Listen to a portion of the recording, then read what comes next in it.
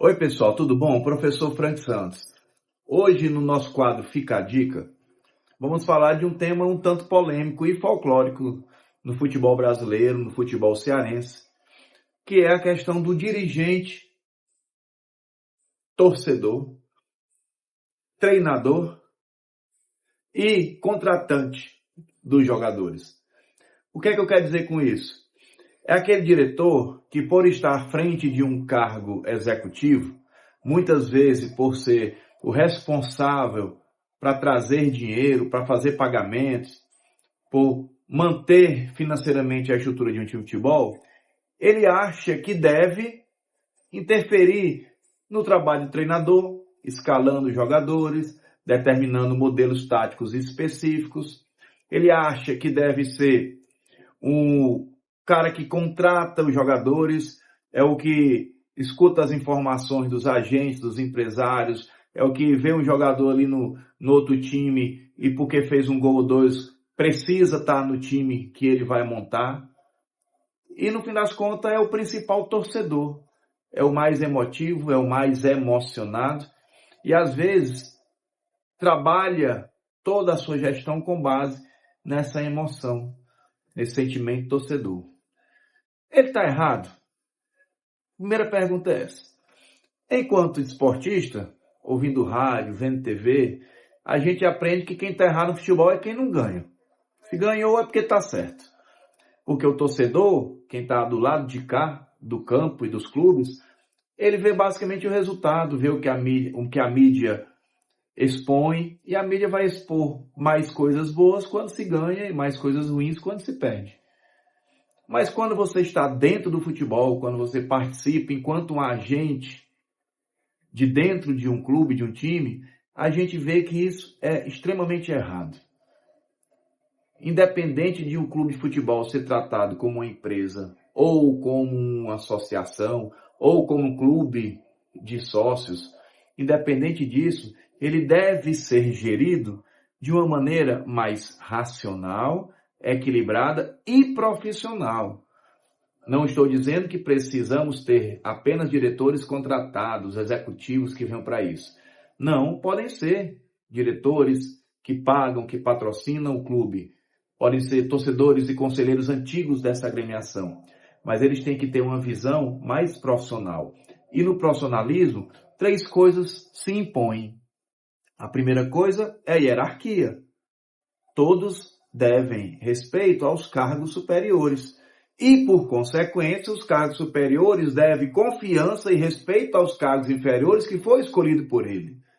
Então, quando você começa a se meter nos cargos dos outros, sem estar dando ajuda, sem o pedido de ajuda do seu colega, você começa a ter uma interferência negativa, seja de cima para baixo ou de baixo para cima. Então, não é porque o diretor colocou um treinador, uma comissão, um supervisor, um diretor de futebol lá, que ele tem o direito, estou falando direito, que ele tem o direito de estar passando por cima das opiniões e das ideias dos seus colaboradores apenas por ter um cargo maior. Não tem esse direito. Inclusive, dependendo da forma como isso é feito, isso pode até ser um assédio dentro das leis trabalhistas. Então está errado.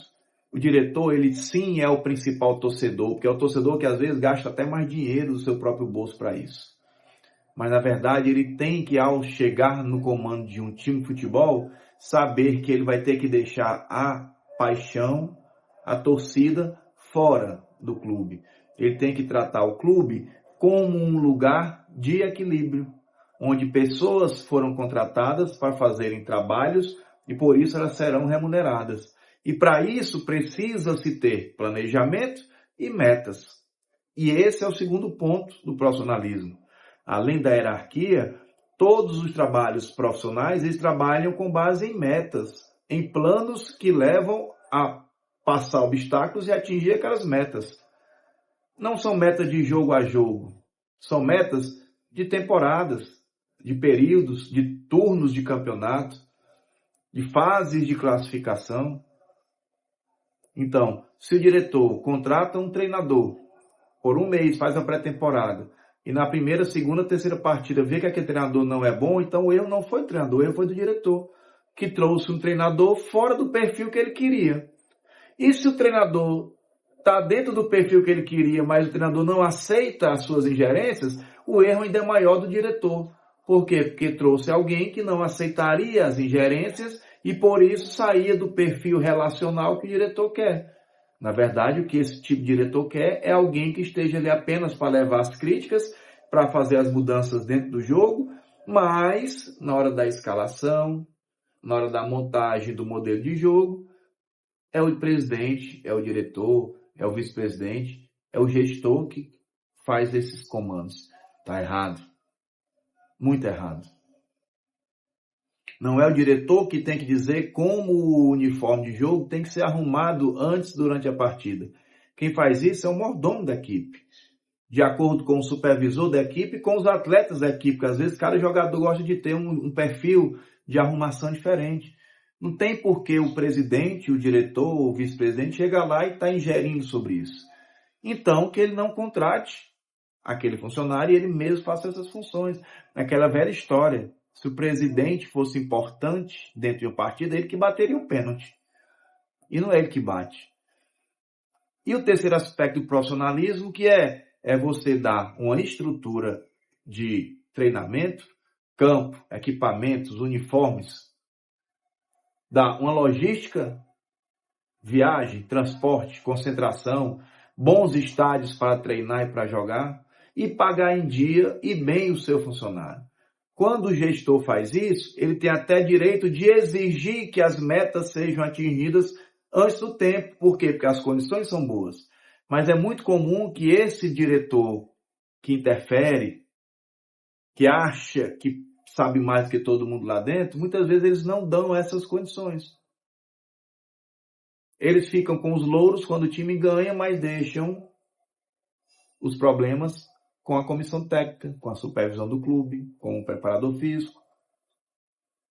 Então, se um gestor não consegue ter essas três coisas, respeito à hierarquia de cima para baixo e de baixo para cima, planejar, determinar metas e cumprir esse planejamento e aguardar essas metas serem alcançadas, e não der uma condição de recursos, de logística, infraestrutura e de pagamento adequado aos jogadores, aos seus funcionários, ele não é um bom gestor. E se ele já não faz a parte dele, pior ainda é querer fazer a parte que não lhe cabe. Eu percebo que todo mundo no futebol queria ser o treinador. O jogador, às vezes, quer ser o treinador para ele se escalar e escalar aqueles que ele gosta. O diretor quer ser o treinador para botar aqueles jogadores que ele acha que é melhor e para fazer as mudanças nos que eles acham que não estão bem. O torcedor é um treinador lá de fora do campo. Por isso que no Brasil é muito comum os treinadores serem um funil. Todas essas frustrações de pessoas que não tiveram a capacidade, a coragem ou a chance de ser um treinador, terminam exercendo uma pressão sobre o treinador. Por quê? Porque ele é o cara que no fim vai ter a decisão de colocar e de tirar, de escalar, de treinar, de preparar.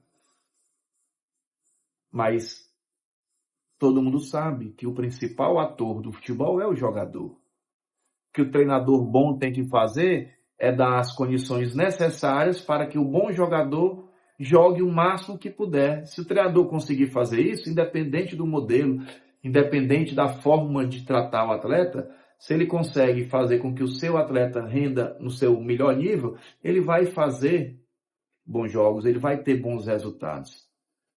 Então, o treinador, em vez de ser um funil, na verdade ele é um para-raio. Ele absorve os raios desses gestores, muitas vezes incompetentes, desequilibrados, e que não fazem a sua parte para aguentar essa pressão, levar esses raios, essa energia, muitas negativas, para longe do atleta, tirando dele, protegendo o grupo.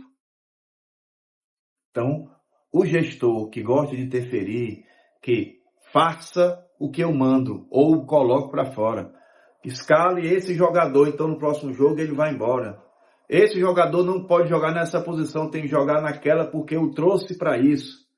Esse tipo de gestor é um gestor que prejudica a equipe.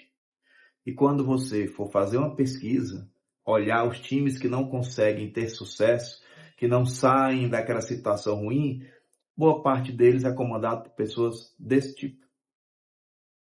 É o gestor que atrapalha. É o diretor que não dirige. É o comandante que não sabe comandar. Não é um líder, é um chefe. E um chefe ruim. Fica a dica. 745